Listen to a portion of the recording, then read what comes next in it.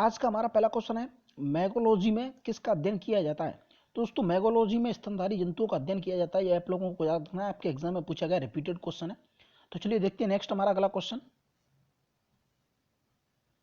Ozone gas में किस तरह की गंध आती है। दोस्तों ओजोन गैस में सड़ी मछली की तरह की गंध आती है। ये आप लोगों को याद रखना है, आपके एग्जाम में पूछा गया है, एसएससी में पूछा गया है दोस्तों, एसएससी सीएचएसएल में। तो चलिए देखते हैं नेक्स्ट हमारा अगला क्वेश्चन। बोरेक्स रासायनिक दृष्टि से क्या है। दोस्तों जो बोरेक्स है वो सोडियम टेट्राबोरेट है। ये आप लोगों को याद रखना है, रासायनिक दृष्टि से सोडियम टेट्राबोरेट है। तो चलिए देखते हैं नेक्स्ट हमारा अगला क्वेश्चन। अनुवांशिकी के नियम बनाने का श्रेय किस वैज्ञानिक को जाता है। दोस्तों अनुवांशिकी का जो नियम बनाने का श्रेय है वो गैग्रो मेंडल को जाता है। आप लोगों को याद रखना है, गैग्रो मेंडल। तो चलिए देखते हैं नेक्स्ट हमारा अगला क्वेश्चन। हमारा अगला क्वेश्चन है, चिकित्सा विज्ञान का जनक किस जंतु को वैज्ञानिक कहा जाता है। दोस्तों चिकित्सा विज्ञान का जनक है वो हिप्पोक्रेटस जंतु को कहा जाता है। आप लोगों को याद रखना है, यहाँ पर पूछा गया किस जंतु वैज्ञानिक को कहा जाता है। दोस्तों हिप्पोक्रेटस को कहा जाता है, आप लोगों को याद रखना है। तो चलिए देखते हैं नेक्स्ट हमारा अगला क्वेश्चन। लाल, नारंगी, पीले और हरे रंग के प्रकाश के फोटोन में सबसे अधिक ऊर्जा किसकी होगी। दोस्तों वो हरे रंग की होगी, आप लोगों को याद रखना है। तो चलिए देखते हैं नेक्स्ट हमारा अगला क्वेश्चन। एलपीजी का पूरा नाम क्या है। दोस्तों जो हमारे जो गैस सिलेंडर होते हैं उनमें एलपीजी होती है, उनमें एलपीजी का जो पूरा नाम है वो दोस्तों क्या है।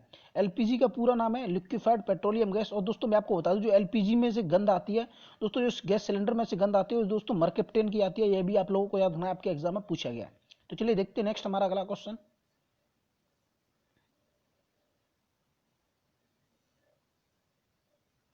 1 इंच में कितने मिलीमीटर होते हैं। दोस्तों 1 इंच में 25.4 मिलीमीटर होते हैं, आप लोगों को याद रखना है। तो चलिए देखते हैं नेक्स्ट। पौधे के किस भाग में प्राय परागकणों का निर्माण होता है। दोस्तों फूलों में होता है परागकणों का निर्माण, जिसके कारण दोस्तों फल के जो निर्माण होता है वो परागकणों की क्रिया के दौरान होता है। ये आप लोगों को याद रखना है। तो चलिए देखते हैं नेक्स्ट हमारा अगला क्वेश्चन। मानव शरीर की सबसे छोटी मांसपेशी का क्या नाम है। दोस्तों ये मानव शरीर की सबसे छोटी मांसपेशी है उससे स्टिपिस कहते हैं, आप लोगों को याद रखना है। तो चलिए देखते हैं नेक्स्ट हमारा अगला क्वेश्चन। यदि कोई व्यक्ति दूर की वस्तुओं को स्पष्ट नहीं देख सकता तो उसकी दृष्टि में कौन सा दोष होगा। दोस्तों दूर की वस्तुओं को स्पष्ट नहीं देख सकता तो उसकी जो दृष्टि दोष होगा दोस्तों निकट दृष्टि होगा, मायोपिया होगा। ये आप लोगों को याद रखना है। अगर दोस्तों आपके एग्जाम में पूछा जाए कि यदि कोई व्यक्ति निकट की वस्तुओं को स्पष्ट नहीं देख सकता, दोस्तों निकट की वस्तुओं को स्पष्ट नहीं देख सकता तो उसकी जो दृष्टि दोष होगा दोस्तों दूरदृष्टि होगा, हाइपर मायोपिया होगा। ये भी आप लोगों को याद रखना है। तो चलिए देखते हैं नेक्स्ट हमारा अगला क्वेश्चन। कांच की समतल प्लेट की फोकस दूरी कितनी होगी। दोस्तों वो अनंत होगी। ये भी आप लोगों को याद रखना है, मोस्ट इंपोर्टेंट क्वेश्चन है, आपके एग्जाम में पूछा गया है। कांच की समतल प्लेट की जो फोकस दूरी होगी वो अनंत होगी। तो चलिए देखते हैं नेक्स्ट हमारा अगला क्वेश्चन। भोपाल दुर्घटना में किस गैस का रिसाव हुआ था। दोस्तों जो भोपाल में दुर्घटना हुई थी जिसमें गैस का रिसाव हो गया था, बहुत सारी जाने गई थी, तो उसमें दोस्तों किस गैस का रिसाव हुआ था। दोस्तों उसमें मिथाइल आइसोसाइनेट का रिसाव हुआ था। ये आप लोगों को याद रखना है। तो चलिए देखते हैं नेक्स्ट। भारत की सिलिकॉन वैली कहाँ पर स्थित है। दोस्तों वो बेंगलोर में स्थित है। ये आप लोगों को याद रखना है, भारत की सिलिकॉन वैली। तो चलिए देखते हैं नेक्स्ट हमारा अगला क्वेश्चन। कंप्यूटर में प्रयुक्त होने वाला आईसी चिप किसका बना होता है। तो दोस्तों वो सिलिकॉन का बना होता है, कंप्यूटर में जो प्रयोग होने वाला आईसी चिप। ये आपको याद रखना है, आपके एग्जाम में पूछा गया है। तो चलिए देखते हैं नेक्स्ट हमारा अगला क्वेश्चन। जीन शब्द का प्रतिपादन किसने किया था। दोस्तों जीन शब्द का जो प्रतिपादन किया था वो डब्ल्यू जोहानसन ने किया था। ये आप लोगों को याद रखना है। तो चलिए देखते हैं नेक्स्ट हमारा अगला क्वेश्चन। जेट इंजन की कार्यप्रणाली में किस भौतिक राशि के संरक्षण पर आधारित है। दोस्तों जेट इंजन की जो कार्यप्रणाली है वो संवेग संरक्षण के आधार पर संरक्षित है। ये आप लोगों को याद रखना है। तो चलिए देखते हैं नेक्स्ट हमारा अगला क्वेश्चन। पटाखों व बारूद में लाल रंग किसके कारण होता है। दोस्तों वो स्ट्रेशियम के कारण होता है। ये आप लोगों को याद रखना है। तो चलिए देखते हैं नेक्स्ट हमारा अगला क्वेश्चन। रमन प्रभाव जिसके लिए सीवी रमन को नोबेल पुरस्कार प्रदान हुआ वो संबंधित भौतिक विज्ञान किस विषय से है। दोस्तों किस विषय से था, वो अल्फा किरणों से था, जिसके कारण डॉक्टर सीवी रमन को नोबेल पुरस्कार मिला था। ये आपको याद रखना है। तो चलिए देखते हैं नेक्स्ट। जब दो वस्तुएं किसी तीसरी वस्तु के तापीय संतुलन में है वे परस्पर भी तापीय संतुलन में होती हैं, यह नियम कहलाता है। दोस्तों ये ऊष्मागति का नियम कहलाता है, शून्यांक नियम होता है। ये आप लोगों को याद रखना है। तो चलिए देखते हैं नेक्स्ट हमारा अगला क्वेश्चन। किस तापमान पर एंजाइम सर्वाधिक सक्रिय होते हैं? दोस्तों किस तापमान पर एंजाइम है वो सर्वाधिक सक्रिय होते हैं? वो 40 डिग्री सेल्सियस पर होते हैं, आप लोगों को याद रखना है। तो चलिए देखते हैं नेक्स्ट हमारा अगला क्वेश्चन। और दोस्तों मैं आपको बता दूं, आपके एग्जाम में इस तरीके के क्वेश्चन बिल्कुल भी नहीं आते जो आजकल कोचिंग में पढ़ाए जाते हैं, जैसे कि सबसे पहला राष्ट्रपति कौन था, सबसे दोस्तों आखिरी जो प्रधानमंत्री था, सबसे पहला प्रधानमंत्री था वो कौन था, सबसे ज्यादा बार प्रधानमंत्री कौन बनाया। दोस्तों इस तरीके भी क्वेश्चन आपके एग्जाम में नहीं पूछने को मिलते, ये बस कोचिंग वाले पढ़ा देते हैं। जैसा कि मैं आपको बता दूं, इस तरीके के जो एग्जाम आप क्वेश्चन कोचिंग में पढ़ते हैं, इस तरीके के एग्जाम में क्वेश्चन एक भी देखने को नहीं मिलता, फिर आप लोग कहते हैं कि पेपर है वो हमारा बिल्कुल खराब गया। दोस्तों आजकल जो क्वेश्चन है वो बिल्कुल मॉडरेट हो गए हैं, बिल्कुल नए तरीके से आते हैं वो दोस्तों, और ऑनलाइन एग्जाम है, कहीं से भी कोई भी क्वेश्चन आ सकता है। तो चलिए देखते हैं, जैसा कि मैंने आपको बताया था ये थोड़ी सी नॉलेज के लिए, तो आप लोगों को जितना पढ़ना है ऑनलाइन पढ़िए, और उसके अलावा दोस्तों आप लोग कोचिंग से भी उतना आपको केवल सिलेबस कराया जाता है कोचिंगों में, फिर भी मैं आपको बता देता हूँ। तो चलिए देखते हैं नेक्स्ट हमारा जो अगला क्वेश्चन है, कॉड लिवर ऑयल किस विटामिन का प्रचुर स्रोत है? दोस्तों वो विटामिन ए और विटामिन डी का प्रचुर स्रोत है, ये आप लोगों को याद रखना है, कॉड लिवर ऑयल। तो चलिए देखते हैं नेक्स्ट हमारा अगला क्वेश्चन, हाइड्रोपोनिक्स किससे संबंधित है? दोस्तों जो बिना मिट्टी की जो पानी की खेती होती है, ये उससे संबंधित है, हाइड्रोपोनिक्स। ये आपको याद रखना है, आपके एग्जाम में पूछा गया है, बिना मिट्टी पानी की खेती जो होती है उसे हाइड्रोपोनिक्स कहते हैं। तो चलिए देखते हैं नेक्स्ट हमारा अगला क्वेश्चन, इंसुलिन की खोज किसने की थी? दोस्तों इंसुलिन की खोज है वो बेंटिंग बेस्ट ने की थी, ये आपको याद रखना है, आपके एग्जाम में पूछा गया है। तो चलिए देखते हैं नेक्स्ट हमारा अगला क्वेश्चन, खसरा रोग किससे फैलता है? दोस्तों खसरा रोग है वो एक वायरस से फैलता है, ये आपको याद रखना है। तो चलिए देखते हैं नेक्स्ट हमारा अगला क्वेश्चन, किस विटामिन की कमी से सूखा रोग होता है? दोस्तों जो विटामिन डी की कमी से सूखा रोग होता है, ये आप लोगों को याद रखना है, जिसके कारण दोस्तों बच्चे पैदा होने में दिक्कतें आती है, जिसके कारण बच्चे नहीं होते उसे सूखा रोग कहते हैं, जो महिलाओं में होता है, ये आपको याद रखना है। तो चलिए देखते हैं नेक्स्ट हमारा अगला क्वेश्चन,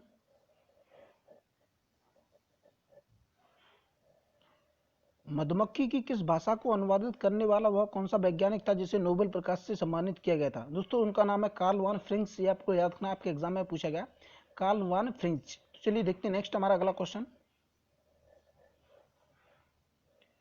जीवाणु यानी कि बैक्टीरिया को किन कारणों के एक पादप माना जाता है? दोस्तों उन्हें कोशिका भित्ति की उपस्थिति के कारण उन्हें एक पादप माना जाता है, जीवाणुओं को, ये आपको याद रखना है। तो चलिए देखते हैं नेक्स्ट हमारा अगला क्वेश्चन, यदि हवा में O2 यानी कि ऑक्सीजन सामान्य मात्रा के साथ साथ CO भी हो तो मनुष्य का दम घुटने लगता है, क्योंकि दोस्तों चलिए मैं आपको बता दूं, हीमोग्लोबिन O2 के बजाय CO अधिक होने के तात्पर्य इस कारण हमें दोस्तों हवा में मनुष्य का दम घुटने लगता है। तो चलिए देखते हैं नेक्स्ट हमारा अगला क्वेश्चन,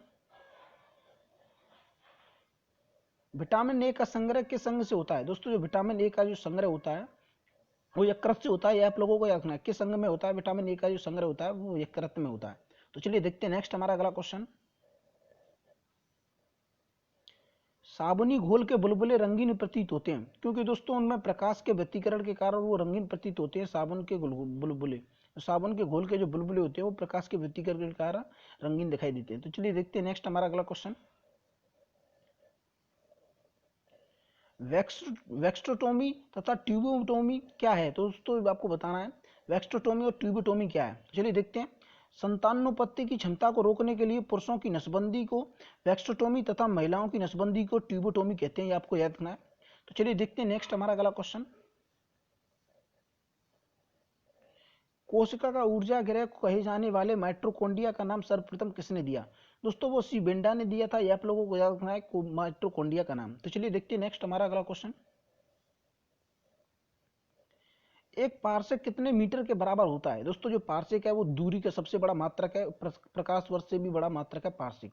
दोस्तों देखते हैं यहाँ पर एक पार्सेक है वो कितने मीटर के बराबर होता है? दोस्तों एक पार्सेक है वो 3.09 इंटू 10⁻16 मीटर होता है, ये आप लोगों को याद रखना है। दोस्तों ये दूरी का मात्रक है, ये आपको याद रखना है। तो चलिए देखते हैं नेक्स्ट हमारा अगला क्वेश्चन, 3.09 इंटू 10⁻16 मीटर। तो चलिए देखते हैं नेक्स्ट,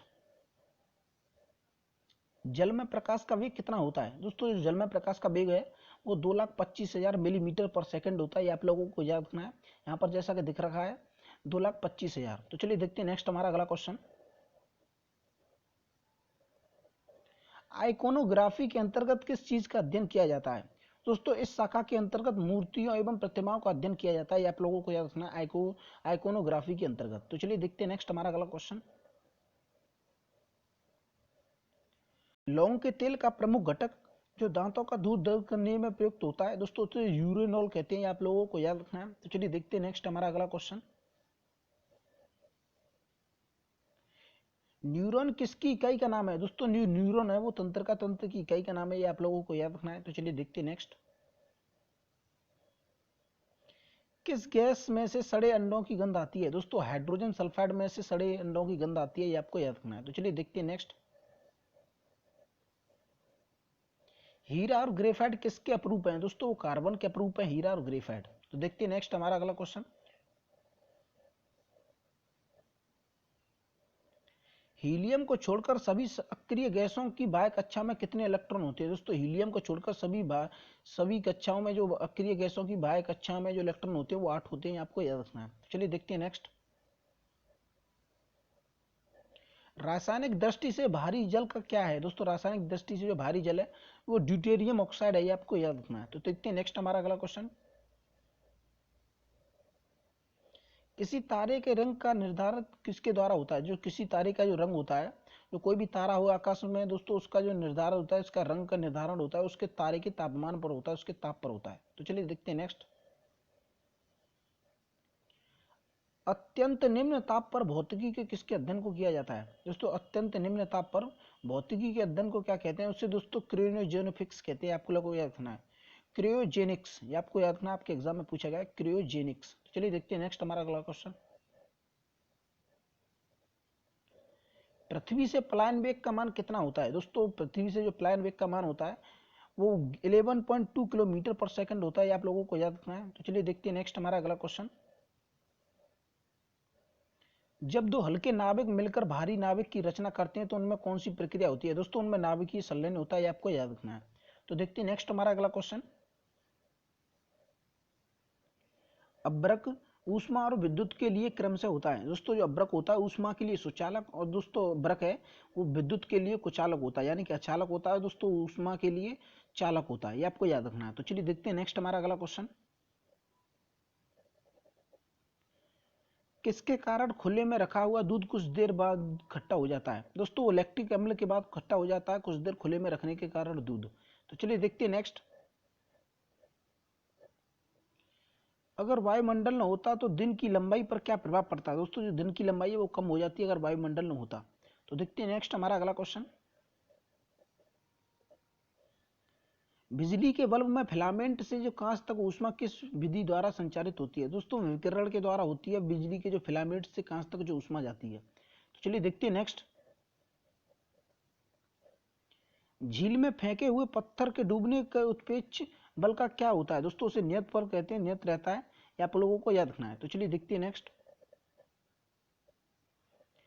किसकी कमी के कारण बर्फ पर चलना कठिन होता है दोस्तों? घर्षण की कमी के कारण बर्फ पर चलना कठिन होता है। तो देखते हैं नेक्स्ट हमारा अगला क्वेश्चन। किसी वस्तु का वेग 2 गुना करने पर गतिज ऊर्जा के दोस्तों कितनी होती है दोस्तों? किसी वस्तु का वेग है उससे 2 गुना करने पर उसकी जो गतिज ऊर्जा है वो कितनी होगी दोस्तों? जो गतिज ऊर्जा है वो 4 गुनी हो जाएगी किसी वस्तु का वेग 2 गुना करने पर। दोस्तों जैसा कि फॉर्मूला होता है, गतिज ऊर्जा का फॉर्मूला होता है 1/2 हाफ mv उसका। दोस्तों यहाँ से आप लोग आसानी से निकाल सकते हैं। अगर दोस्तों यहाँ पर आपसे नहीं निकला तो आप मेरी फिजिक्स वाली क्लास देख रखिए, वहाँ पर मेरे प्ले लिस्ट में जाइए, वहाँ पर मैंने इसको बता रखा है, बहुत ही आसानी से आप लोगों को समझ में आ जाएगा। तो चलिए देखते हैं नेक्स्ट हमारा अगला क्वेश्चन। परमाणु रिएक्टर तथा परमाणु बम में मूल अंतर क्या है दोस्तों? जो परमाणु रिएक्टर में श्रृंखला अभिक्रिया वो नियंत्रित होती है, जबकि परमाणु बम में श्रृंखला अभिक्रिया वो अनियंत्रित होती है, ये आपको याद रखना है। तो चलिए देखते हैं नेक्स्ट। आंसू में कौन सा एंजाइम होता है जिसके कारण जीवाणु मर जाते हैं दोस्तों? वो आंसू में जो एंजाइम होता है वो उसे लाइसोजाइम कहते हैं, ये आप लोगों को याद रखना है। तो चलिए देखते हैं नेक्स्ट। वायु में ध्वनि का वेग किस अवस्था के कारण बढ़ जाता है दोस्तों? जो वायु में ध्वनि का वेग है वो आर्द्रता के कारण बढ़ जाता है, ये आप लोगों को याद रखना है। तो चलिए देखते हैं नेक्स्ट हमारा अगला क्वेश्चन। जल के प्रवाह में कौन सा नियम लागू होता है दोस्तों? जल के प्रवाह में बर्नौली का नियम लागू होता है, ये आप लोगों को याद रखना है। तो चलिए देखते हैं नेक्स्ट हमारा अगला क्वेश्चन। हवाई जहाज को बनाने में कौन से फाइबर का प्रयोग किया जाता है दोस्तों? उसे कार्बन फाइबर कहते हैं जो हवाई जहाज को बनाने में प्रयोग किया जाता है। तो चलिए देखते हैं नेक्स्ट।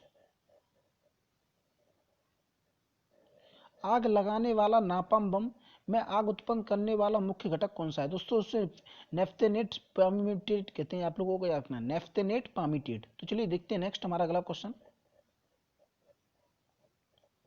प्रत्येक पदार्थ में उसके द्रव्यमान के कारण ऊर्जा होती है, यह सिद्धांत किस वैज्ञानिक ने प्रतिपादित किया था? दोस्तों यह आइंस्टीन ने किया था, ये आप लोगों को याद रखना है।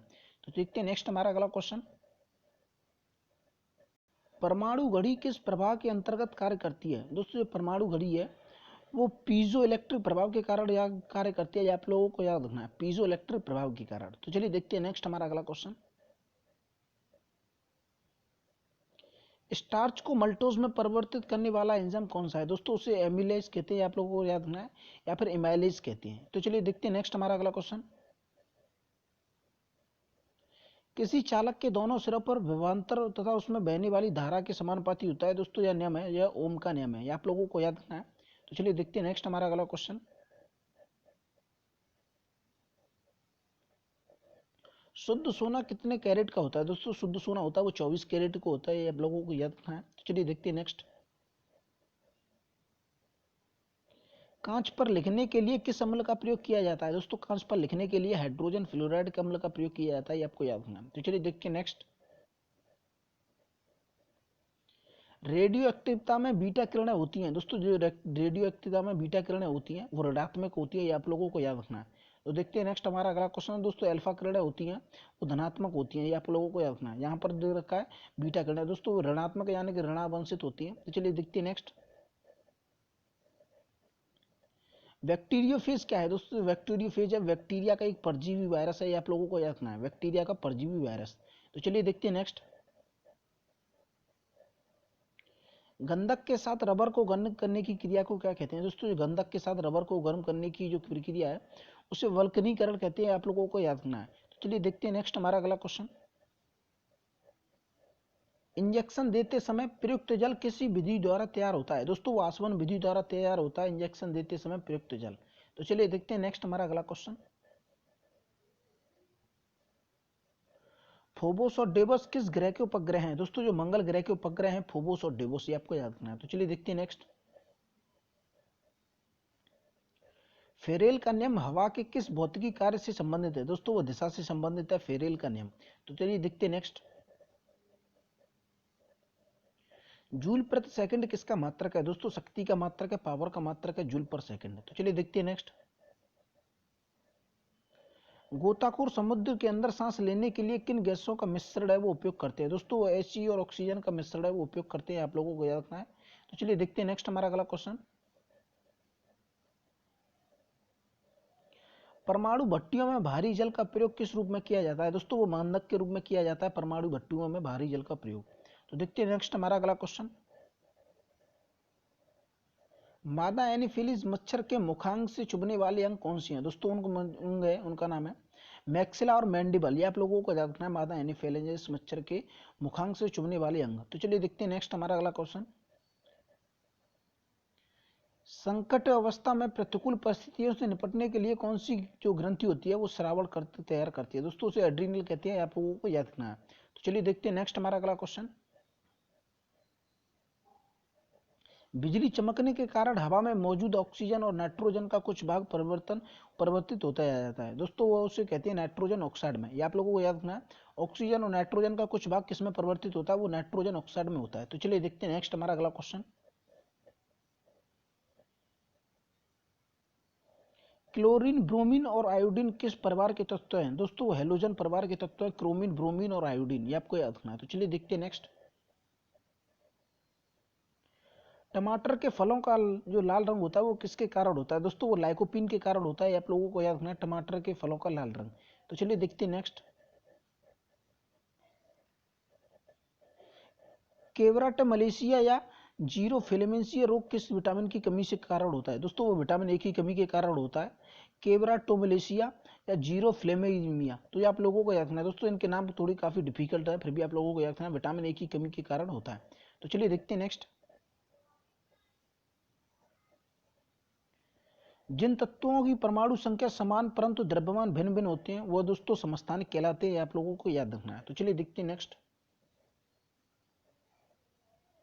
सोडियम की खोज करने वाले वैज्ञानिक कौन से हैं दोस्तों? सोडियम की खोज करने वाले वैज्ञानिक का नाम है फ्रेडी डेवी, ये आप लोगों को याद रखना है।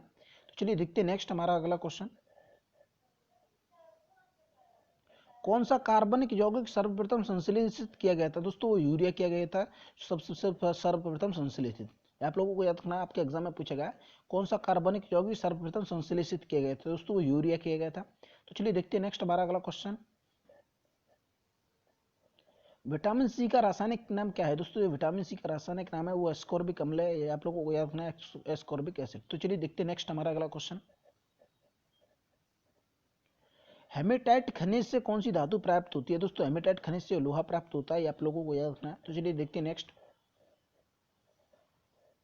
सिरके में कौन सा अम्ल होता है? दोस्तों सिरके में एसिटिक अम्ल होता है, ये आपको याद रखना है। तो चलिए देखते हैं नेक्स्ट।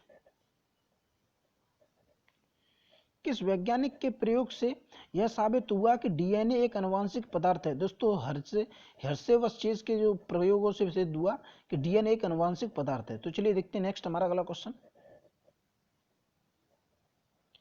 नागासाकी पर गिराए गए परमाणु बम में किसका प्रयोग किया गया था? दोस्तों प्लूटोनियम का प्रयोग किया गया था। नागासाकी जो जापान में स्थित है शहर, तो जापान के जो नागासाकी पर गिराए गए परमाणुओं का जो प्रयोग हुआ था दोस्तों उसमें प्लूटोनियम का इस्तेमाल किया गया था। तो चलिए देखते हैं नेक्स्ट हमारा अगला क्वेश्चन।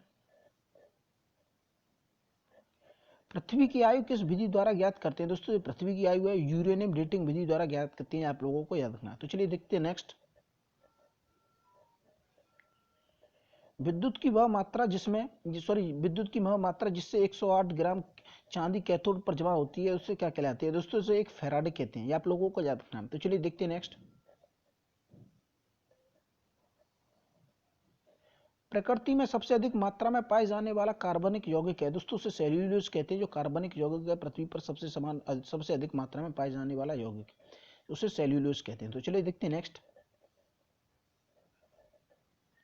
98.6 डिग्री फ़ारेनहाइट तापमान पर मान सेंटीग्रेड इकाई कितने होता है? दोस्तों वो कितने के बराबर होता है? वो 30 डिग्री सेंटीग्रेड के बराबर होता है, ये आप लोगों को याद रखना है। तो चलिए देखते हैं नेक्स्ट हमारा अगला क्वेश्चन। लाइटिंग कंडक्टर का आविष्कार करने वाला अमेरिकी वैज्ञानिक कौन था? दोस्तों उनका नाम था बेंजामिन फ्रैंकलिन, ये आप लोगों को याद रखना है लाइटिंग कंडक्टर का। तो चलिए देखते हैं नेक्स्ट। शरीर में रक्ताल्पता की बीमारी किसके नाम से पुकारा जाता है? दोस्तों शरीर में जो रक्ताल्पता की बीमारी होती है उसे किसके नाम से पुकारा जाता है? दोस्तों उसे एनीमिया रोग कहते हैं, आप लोगों को याद रखना है। तो चलिए देखते हैं नेक्स्ट। भारतीय मोर का जीव वैज्ञानिक नाम क्या है? दोस्तों भारतीय मोर का जो जैविक वैज्ञानिक नाम है उसे दोस्तों पोपोक्रिप्टेटस कहते हैं, आप लोगों को याद रखना है, पेपोक्रिप्टेटस। तो चलिए देखते हैं नेक्स्ट हमारा अगला क्वेश्चन। केल्विन पैमाने पर सामान्य वायुमंडलीय दाब पर पानी का क्वथनांक कितना होता है? दोस्तों 373 केल्विन होता है, आप लोगों को याद रखना है। तो चलिए देखते हैं नेक्स्ट। 1 मीटर पर सेकंड इंटू √2 कितनी धारा के बराबर होता है? दोस्तों वो धारा के अधिकतम मान जो दोस्तों एक होता है उसके बराबर होता है, आप लोगों को याद रखना है, धारा का अधिकतम मान के बराबर होता है। तो चलिए देखते हैं नेक्स्ट हमारा अगला क्वेश्चन। खाने के सोडे का रासायनिक नाम क्या है? दोस्तों खाने का सोडे का रासायनिक नाम है उसे सोडियम बाइकार्बोनेट कहते हैं, आपको याद रखना है। तो चलिए देखते हैं नेक्स्ट हमारा अगला क्वेश्चन। गैस विसरण का नियम किसने प्रतिपादित किया था? दोस्तों गैस विसरण का नियम है वो ग्राहम ने प्रतिपादित किया था, ये आप लोगों को याद रखना है, आपके एग्जाम में पूछा गया मोस्ट इंपोर्टेंट क्वेश्चन है। तो चलिए देखते हैं आज का हमारा लास्ट क्वेश्चन है। कंप्यूटर से संबंधित शब्द दोस्तों जो कोबल है का अर्थ दोस्तों क्या है? दोस्तों इसकी जो फुल फॉर्म है कोबल की वो क्या है? तो चलिए देखते हैं उसकी फुल फॉर्म है कॉमन बिजनेस ओरिएंटेड लैंग्वेज, ये आप लोगों को याद रखना है, आपके एग्जाम में पूछी गई है। और चलिए मैं आपको बता दूं आपके एग्जाम में इस तरीके के क्वेश्चन बिल्कुल भी नहीं आते, जैसा कि यहाँ पर कि सबसे पहले रेल कब चली थी। दोस्तों ऐसे क्वेश्चन नहीं आते, जैसा कि आगरा का ताजमहल है वो किसने बनाया था, ऐसे क्वेश्चन आजकल बिल्कुल भी देखने को नहीं मिल रहे हैं। ये तो बहुत इजी क्वेश्चन है, जैसा कि कोचिंग में पढ़ाया जाता है दोस्तों, ऐसे क्वेश्चन बिल्कुल भी नहीं आते, ये आपको याद रखना है। और चलिए मैं आपको बता दूं अभी तक आपने हमारे चैनल को सब्सक्राइब नहीं किया तो सब्सक्राइब कर लें, बेल आइकन को प्रेस कर दें जिससे आने वाली वीडियो की नोटिफिकेशन आपके पास पहुंच सके। और दोस्तों मैं अभी तक आपने इसका पार्ट फर्स्ट और सेकंड नहीं देखा तो उन वीडियो की लिंक मैंने डिस्क्रिप्शन में दे रखी है, वहां से जाकर आप उन दोनों पार्टों को भी देख लेना। दोस्तों आपके एग्जाम से पहले इसके पार्ट 15 पार्ट आएंगे दोस्तों, जैसा कि इसका ये पार्ट नंबर 3 है, इसके बाद भी दोस्तों 12 पार्ट और आएंगे। इसके लिए आप लोगों को चैनल को सब्सक्राइब कर लें, बेल आइकन को प्रेस कर दें। दोस्तों बेल आइकन को प्रेस करने का फायदा ये होता है कि आप लोगों ने वजह से वीडियो की जो वीडियो आएगी उसकी नोटिफिकेशन आपके पास सबसे पहले पहुंच जाएगी। और दोस्तों अभी तक आपने हमारे चैनल को सब्सक्राइब नहीं किया तो सब्सक्राइब कर लें और दोस्तों वीडियो को लाइक कर दें। तो चलिए मिलते हैं नेक्स्ट वीडियो में, तब तक के लिए जय हिंद।